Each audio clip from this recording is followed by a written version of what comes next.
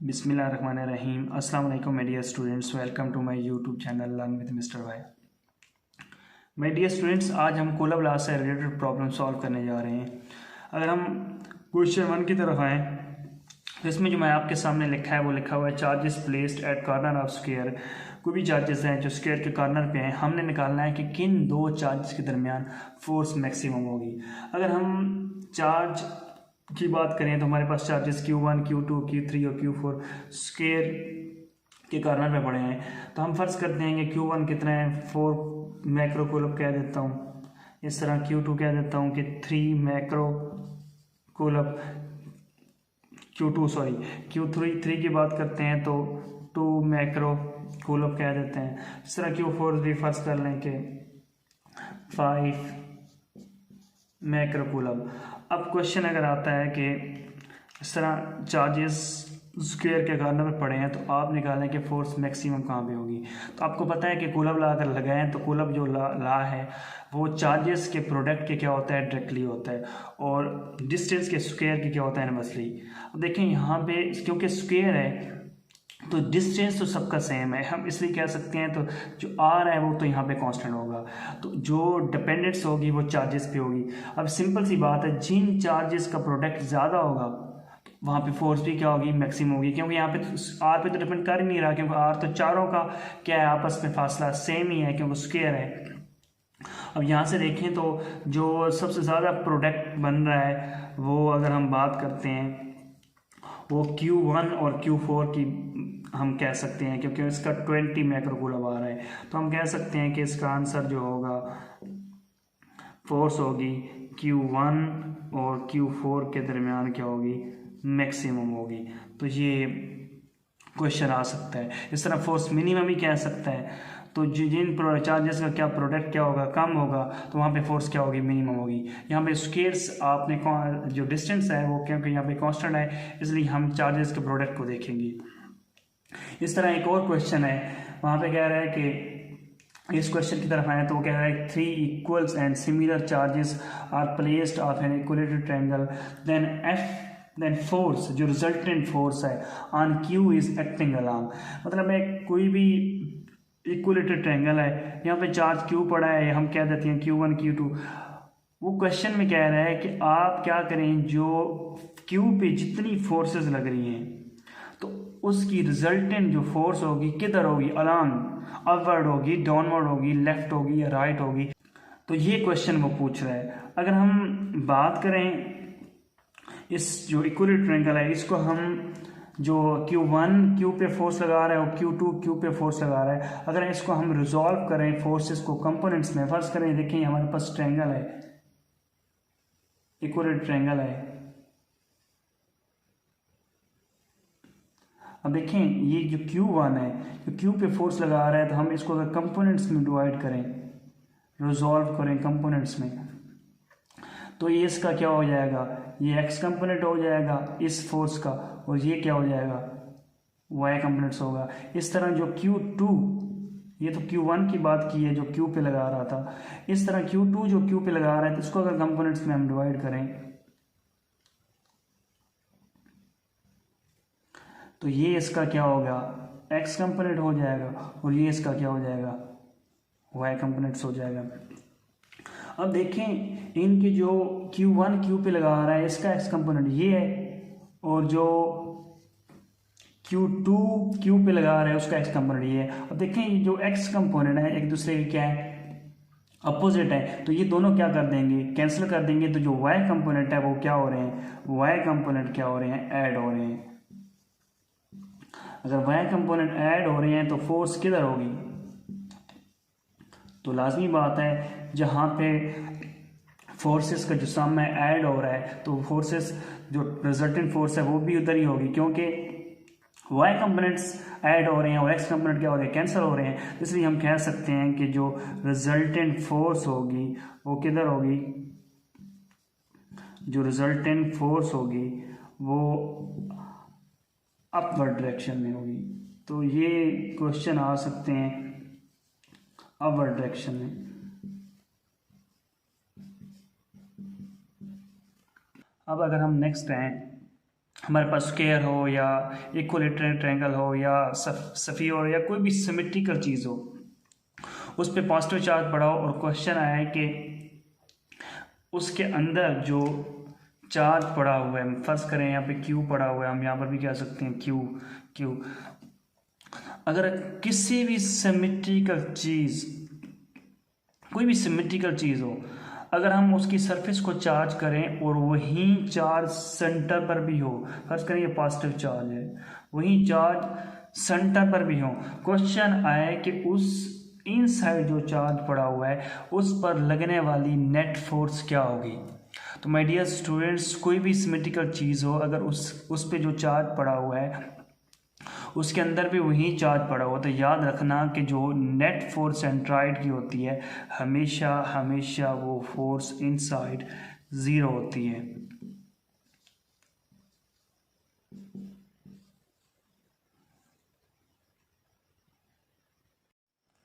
My dear students, कोई भी दो चार्जेस के दरमियान जो लगने वाली फोर्स है वो आप लोग जानते हैं कि वो दो चार्जेस जो आपस में कोई भी दो चार्जेस हैं जो आपस में फोर्स लगाते हैं वो अकॉर्डिंग टू कूलम्ब लॉ किसके बराबर होती है, F इजिकल टू के Q1 Q2 ओवर आर का स्क्वायर होती है।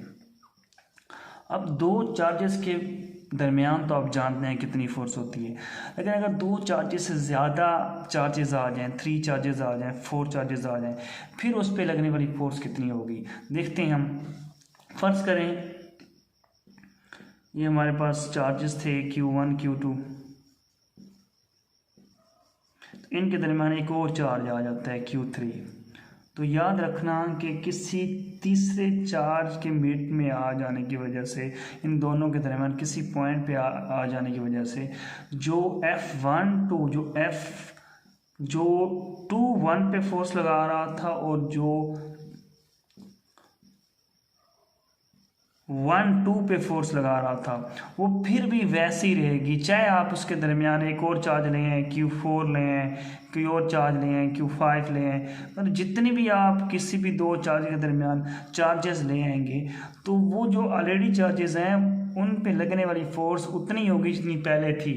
तो ये फोर्स चेंज नहीं होगी अगर चार्जेस दरमियान में आ भी जाएं। लेकिन जो नेट फोर्स है, जो इस में जो नेट फोर्स है, जो टोटल फोर्स है, वो क्या होगी, वो चेंज होगी अगर उनके दरमियान कोई भी चार्ज आ जाता है। लेकिन उनकी आपस में जो फोर्स लग रही थी, जिस तरह यहाँ पे लग रही थी Q1 Q2, तो के Q1 Q2 बट आर का स्क्वायर, तो यहाँ पर भी वही होगी। कोई और तीसरा चार्ज भी ले आ जाते हैं, चौथा भी ले आते हैं, पांचवा भी ले आते हैं, लेकिन जो इसकी जो टोटल नेट फोर्स है वो क्या हो जाएगी, चेंज हो जाएगी। तो हम देखते हैं कि हम अब सबसे पहले देखते हैं 3 चार्जेस के लिए वो फोर्स निकालते हैं। फर्ज करें हमारे पास क्या है, कोई भी 3 चार्जेस हैं, Q1 Q2 और Q3 हैं।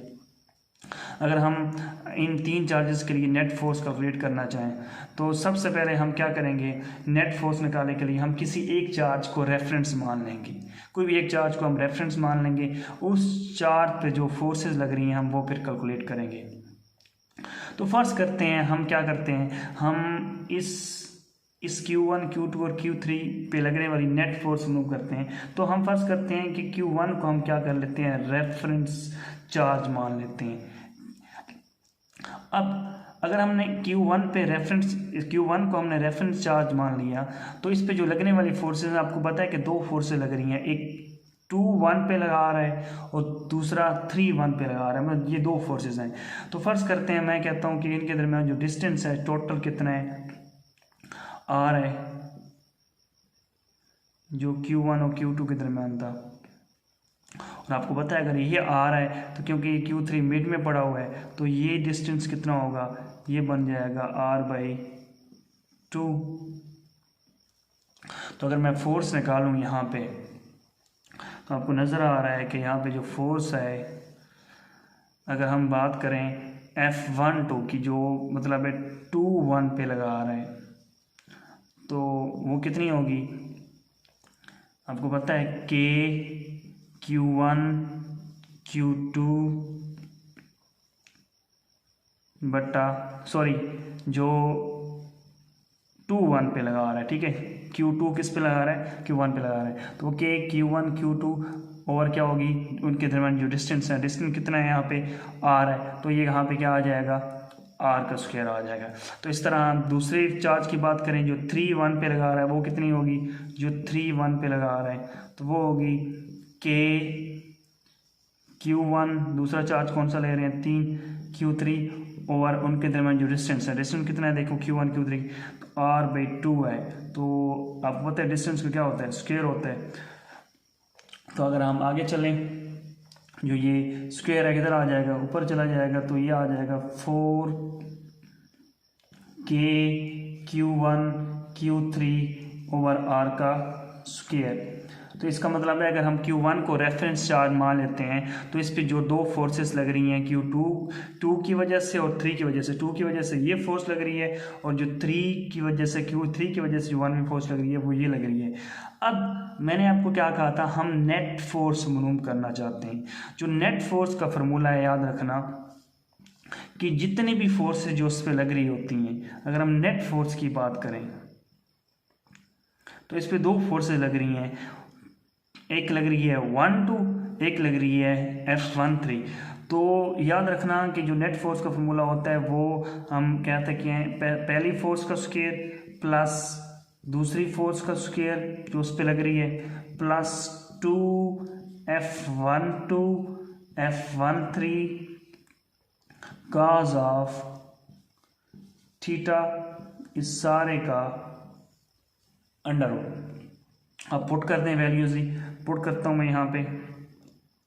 अब सबसे पहले आपको ये पता होना चाहिए कि यहाँ पे एक चीज़ आप नोट कर लें कि ये जो यहाँ पे चार्जेस हैं, ये उनकी बात कर रहा हूँ, फर्ज करें यहाँ पे इक्वल चार्जेस हैं, ये जो जितने भी चार्जेस हैं Q1 Q2 Q3 अगर इक्वल चार्जेस हैं तो यहाँ पे क्या आ जाएगा, K Q का स्क्वायर बटा R का स्क्वायर, और यहाँ पे क्या आ जाएगा 4K Q का स्क्वायर ओवर R का स्क्वायर। तो यहाँ पे पुट कर देते हैं इक्वल चार्जेस के लिए, मैं कह रहा हूँ ये क्वेश्चन हल कर रहा हूँ।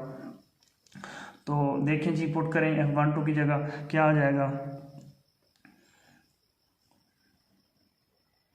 F12 की जगह आ जाएगा K Q का स्क्वायर ओवर क्या आ जाएगा R का स्क्वायर, इसके ऊपर क्या है स्क्वायर है, इस तरह F13 की जगह क्या आ जाएगा 4K Q का स्क्वायर ओवर R का स्क्वायर, इस सारे का क्या आ जाएगा स्क्वायर आ जाएगा, इस तरह प्लस 2 F12 K Q का स्क्वायर ओवर R का स्क्वायर, F13 4K Q का स्क्वायर ओवर R का स्क्वायर। अब देखें नेक्स्ट, देखें cos थीटा, अब देखें cos थीटा, अब थीटा क्या है, अब देखें जो मैंने यहाँ पे चार्जेस लिए हैं, फर्ज करें ये भी पॉजिटिव चार्ज है, ये भी पॉजिटिव चार्ज है, ये भी पॉजिटिव चार्ज है। अब देखें हम दो फोर्सेस के दरमियान ये एंगल है थीटा। अब जो Q3 Q1 पे लगा रहा है वो भी किधर फोर्स है, इस साइड पे लग रही है, सॉरी इस साइड पे लग रही है, रिपल्शन फोर्स है, ठीक हो गया, जो इस पे लगा रहा है। अब देखें यहाँ पे दोनों फोर्सेस का देखें कि Q3 जो Q1 पे लगा रहा है और जो Q2 किस पे लगा रहा है, Q1 पे लगा रहा है, रिपल्शन फोर्स है। लेकिन दोनों फोर्सेस की जो डायरेक्शन है सेम ही है, क्योंकि दोनों प्लस चार्ज हैं। तो इस ये उस पर फोर्स उधर लगा रहा है, ये भी उस पर क्या लगा रहा है, फोर्स उधर लगा रहा है। तो दोनों का जो डायरेक्शन आ रही है क्या आ रही है, सेम आ रही है, पैरेलल फोर्सेस आ रही हैं। तो यहाँ पे एंगल क्या आ जाएगा, 0 आ जाएगा। इस सारे का क्या ले लेंगे, अंडर रूट। तो अब इसको अगर आप सॉल्व करेंगे तो आप सॉल्व कर लेंगे इसको सॉल्व करेंगे तो इसका आंसर आ रहा है वो 5K Q का स्क्वायर ओवर R का स्क्वायर। तो इस तरह ये क्या आ सकती है, नेट फोर्स आप निकाल सकते हैं। अब ये सोच रहे होंगे कि इतना क्वेश्चन मोर देन, अगर कोई भी दो चार्जेस दो से ज़्यादा आ जाते हैं, इतना सॉल्व करने के लिए टाइम नहीं होगा। लेकिन आपको मैं यहाँ पे एक शॉर्टकट ट्रिक्स बता देता हूँ कि इस तरह कोई क्वेश्चन भी आ जाता है तो आप ना उस शॉर्टकट ट्रिक्स से आप उसको याद कर सकते हैं और डायरेक्टली आप उसका आंसर लगा सकते हैं। वो कौन सी शॉर्ट ट्रिक्स हैं देखते हैं।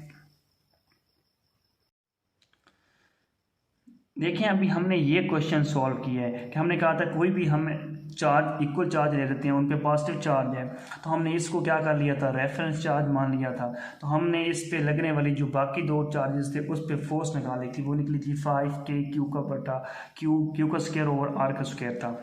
अब जरूरी तो नहीं है कि सारे पॉजिटिव हों। अब देखिए प्लस क्यू चार्ज है, ये भी हो सकता है कि उस पे जो चार्जेस हैं दोनों प्लस क्यू चार्ज लगा रहे हैं। ये प्लस क्यू चार्ज जो हमने लिया है हो सकता है उस पे दोनों क्या लगा रहे हैं, नेगेटिव चार्जेस, दोनों नेगेटिव चार्ज फोर्स लगा रहे हैं। या हम क्या करते हैं, माइनस क्यू को हम रेफरेंस चार्ज लेते हैं, तो उस पे जो टू सिमिलर इक्वल चार्जेस हैं पॉजिटिव वो फोर्स लगा रहे हैं, या two similar equal negative charge उस पे फोर्स लगा रहे हैं। कहने का मकसद ये है कि कोई भी रेफरेंस चार्ज हम लें, चाहे प्लस लें चाहे माइनस लें, उस पे जो बाकी चार्जेस फोर्स लगा रहे हैं अगर सिमिलर हैं, दोनों प्लस हैं या दोनों क्या हैं, नेगेटिव्स हैं, चाहे वो नेगेटिव चार्ज पे फोर्स लगा रहे हैं जब पॉजिटिव चार्ज पे फोर्स लगा रहे हैं, याद रखना इस केस में जो नेट फोर्स आएगी वो हमेशा जो हमने लास्ट निकाली थी पहले उसके लिए, तो बाकी केसेस के लिए भी क्या आएगी, 5K का स्क्वायर ओवर आर का स्क्वायर। या हम ये कह सकते हैं जो K का स्क्वायर ओवर आर का स्क्वायर होता है, आपको पता है F के बराबर होता है, क्योंकि जो कूलम लॉ के मुताबिक Q1 Q2 क्योंकि इक्वल है, यहाँ पे Q का स्क्वायर आ रहा है, तो इसका मतलब ये वाली जो रिलेशन बन रहा है कूलम फोर्स बन रही है, तो यहाँ पे हम कह सकते हैं 5F आ सकता है। ये तब होगा जब किसी भी रेफरेंस चार्ज पे जो लगाने वाले दो चार्जेस फोर्स हैं वो इक्वल होंगे, चाहे दोनों पॉजिटिव हैं या दोनों क्या हैं, नेगेटिव हैं। लेकिन अगर किसी भी जो हम कोई भी रेफरेंस चार्ज हम लेते हैं उस पे जो दो चार्जेस फोर्स लगा रहे हैं वो अपोजिट है, एक नेगेटिव उस पे फोर्स लगा रहा है, एक पॉजिटिव फोर्स लगा रहा है, याद रखना उस केस में जो एफ नेट फोर्स आएगी वो आएगी 3K का स्क्वायर ओवर आर का स्क्वायर। अब देखिए K का स्क्वायर और आर का स्क्वायर आपको पता है कूलम लॉ किसके बराबर होता है, F के बराबर होता है, तो उस केस में ये होगी। मतलब है ये क्वेश्चन, ये शॉर्टकट ट्रिक है जो मैंने अभी लॉन्ग करके समझाया था कि अगर टू सिमिलर चार्जेस किसी रेफरेंस चार्ज पे फोर्स लगा रहे हैं तो उनके आंसर जो आएगा 5F आएगा। टू अपोजिट चार्जेस किसी रेफरेंस पर, चाहे वो प्लस है या माइनस है, टू अपोजिट चार्जेस उस पर फोर्स लगा रहे हैं तो उस पर जो नेट फोर्स आएगी, टोटल फोर्स वो क्या आएगी, 3F आएगी। तो ये शॉर्टकट ट्रिक थी, तो मतलब उस क्वेश्चन को सॉल्व किए बगैर भी आप ये शॉर्टकट ट्रिक्स दो अपना सकते हैं। अगर हम नेक्स्ट क्वेश्चन की बात करें तो इस क्वेश्चन में क्या कर रहा है, इस पहले क्वेश्चन जो मैंने लिखा है आपको यहाँ पे, तो इसमें ये कह रहा है कि कोई भी दो चार्जेस हैं, एक 5 कूलम चार्ज है, एक 10 कूलम चार्ज है, तो वो एक दूसरे के करीब पड़े हैं, तो उन पे एक दूसरे पे लगने वाली जो फोर्सेस की रेशो कितनी होगी।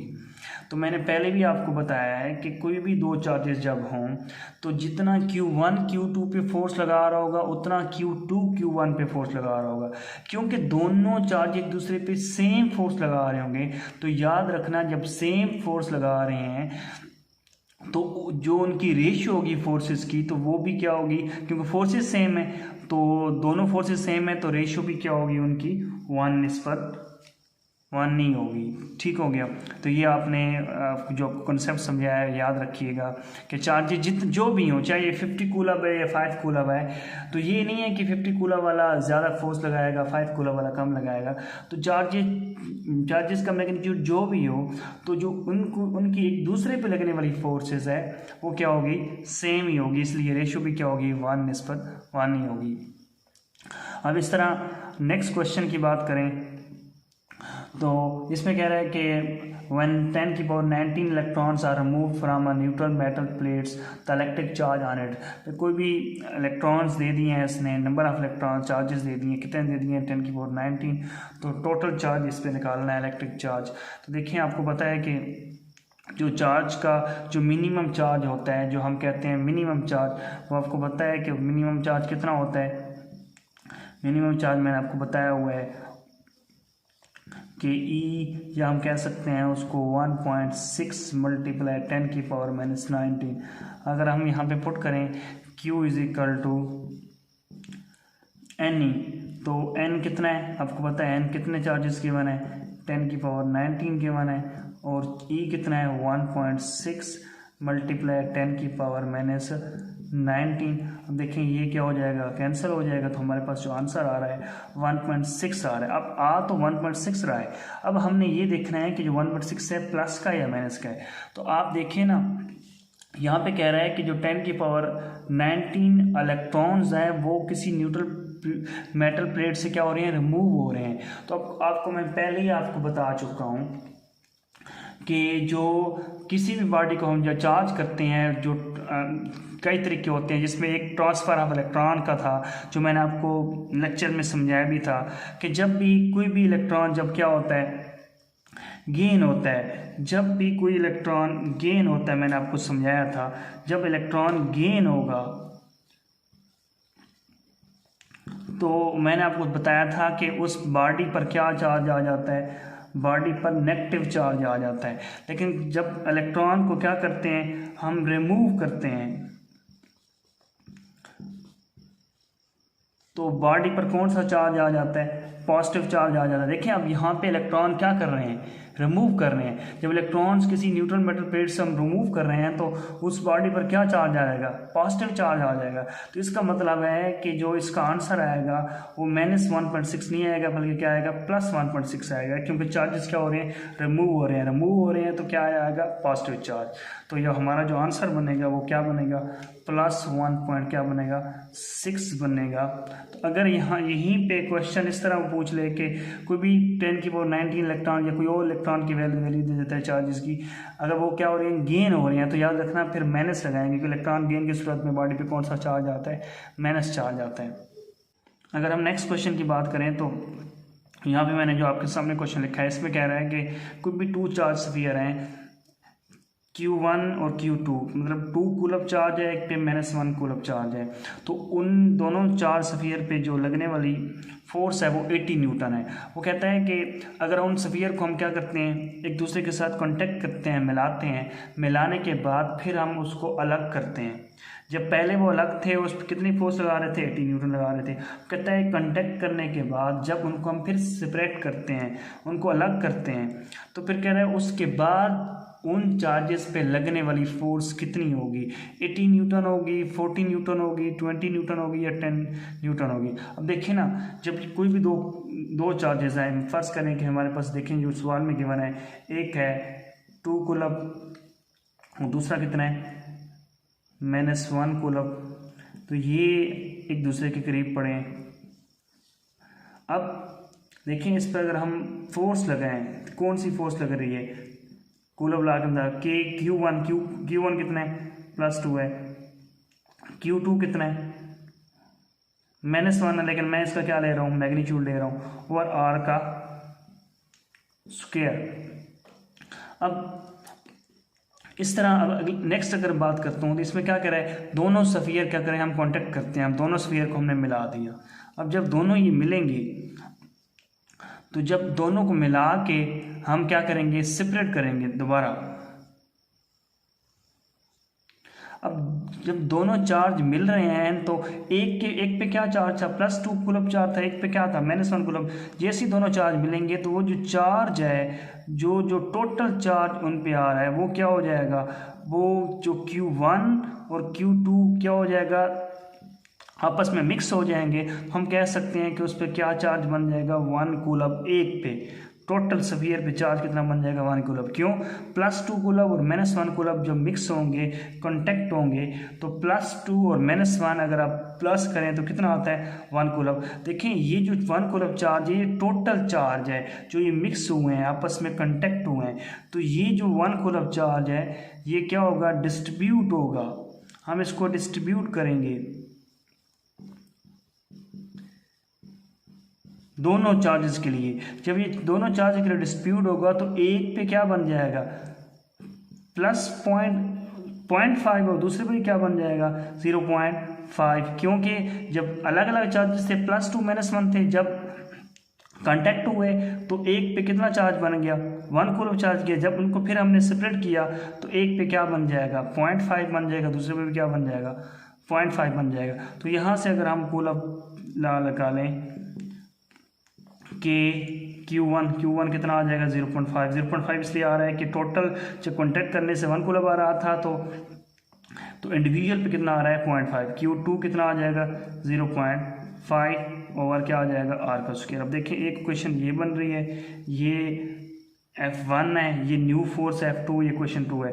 अगर हम क्वेश्चन 1 और 2 को सॉल्व करें, क्वेश्चन 1 और 2 को सॉल्व करें, अगर डिवाइड करें तो हमारे पास आंसर आ रहा है, ये K और R का स्क्वायर से क्या हो जाएंगे कैंसिल, तो हमारे पास आंसर आ रहा है 0.5 इंटू 0.5 ओवर क्या आ रहा है 2 इंटू 1। तो क्या आ रहा है F1 कितनी गिवन है 80 न्यूटन गिवन है। और इधर हमारे पास क्या आंसर आ जाएगा, इसको सॉल्व करेंगे तो क्या आ जाएगा 1/8। तो F2 यहाँ पे क्या आ जाएगी 80/8, तो ये हमारे पास आंसर कितना आ जाएगा 10 न्यूटन। तो इसका मतलब है कि जो न्यू फोर्स हमारे पास आ रही है वो कितनी आ रही है 10 न्यूटन। तो यहाँ पे आप ये ख्याल करना है कि कोई भी दो चार्जेस जब कांटेक्ट होंगे तो उन दोनों चार्जेस को क्या कर देंगे सम कर देंगे, तो ये जो हमारे पास आंसर आएगा ये टोटल चार्ज पे आंसर आएगा। तो एक टोटल चार्ज पे आंसर 1 कूलम आ रहा है, जब इनको दोनों को सेपरेट करेंगे तो 1 कूलम चार्ज इसके लिए भी और इसके लिए क्या हो जाएगा डिस्ट्रीब्यूट हो जाएगा, तो ये भी 0.5 हो जाएगा, 0.5 होगा। तो इसको हम कूलम लगा के हम अप्लाई, इस पर कूलम अप्लाई कर देंगे और हम न्यू फोर्स यहाँ से क्या कर सकते हैं निकाल सकते हैं। अब नेक्स्ट क्वेश्चन है कि वो कह रहा है कोई भी दो चार्जेस के दरमियान जो फोर्स है वो F है, अगर हम उन दोनों चार्जेस के दरमियान डिस्टेंस 2 टाइम इंक्रीज़ करते हैं और उनके दरमियान मीडियम कितना इंसर्ट करते हैं 4 वैल्यूज़ की है वो हम उसके दरमियान रिड्यूस कराते हैं। वो कहता है कि मीडियम रिड्यूस कराने के बाद और चार्जेस के दरमियान जो डिस्टेंस है वो 2 टाइम इंक्रीज़ करने के बाद जो न्यू फोर्स होगी चार्ज के दरमियान कितनी होगी। तो माय डियर स्टूडेंट्स आप जानते हैं, आपको पढ़ाया था मैंने कि जो F मीडियम होती है, मीडियम की सूरत अगर बात करते हैं तो वो क्या थी 1/4 epsilon r into epsilon r Q1 Q2 और r का स्क्वायर थी। तो अगर यहाँ से हम मैंने डायरेक्ट रिलेशन निकालूँ तो वो इनवर्सली प्रोपोर्शन किसके था मीडियम और r का स्क्वायर की क्या था इनवर्सली। मैं सिर्फ ये दो फैक्टर ले रहा हूँ क्योंकि यहाँ पे सिर्फ दो फैक्टर की बात हो रही है, बाकी चीज़ को मैं कांस्टेंट फर्ज कर रहा हूँ। ठीक हो गया।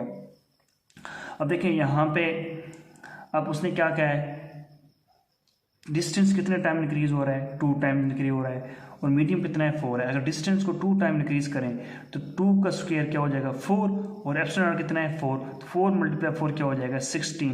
इसका मतलब 16 टाइम फोर्स क्या हो रही है, क्योंकि 16 टाइम फोर्स क्या हो रही है कम हो रही है। तो यहाँ पे आंसर क्या बनेगा कि ओरिजिनल फोर्स से जो न्यू फोर्स है वो कितनी गुना कम हो जाएगी, कितने टाइम्स कम हो जाएगी 16 टाइम्स कम हो जाएगी। इस तरह बाकी सवाल भी आ सकते हैं कि सिंपल, मैंने आपको लेक्चर में बताया था कि सिंपल अगर ये मीडियम ना भी दे सिंपल क्वेश्चन भी पूछ सकता है कि हम डिस्टेंस क्या करें, हम हाफ कर दें 2 टाइम्स कर दें 3 टाइम्स कर दें, तो वो सिंपल सी बात है। वो आप जितना डिस्टेंस कहेगा, अगर वो 2 टाइम्स कहेगा तो ये 4 टाइम्स कम हो जाएगी, अगर वो हाफ कहेगा डिस्टेंस हाफ हम क्या कर रहे हैं हाफ कम कर दें तो r की जगह r पे 2 पुट करेंगे, 2 किधर चला जाएगा ऊपर चला जाएगा। इस तरह मतलब आप कूलम लॉ से जो डिस्टेंस प्रॉब्लम मैंने आपको समझाई थी लेक्चर में वो क्वेश्चन भी आ सकते हैं। माय डियर स्टूडेंट्स आज के लिए इतना काफ़ी है, इंशाल्लाह नेक्स्ट टॉपिक के लिए बहुत जल्द मिलते हैं। अपना ख्याल रखें, अल्लाह हाफिज़।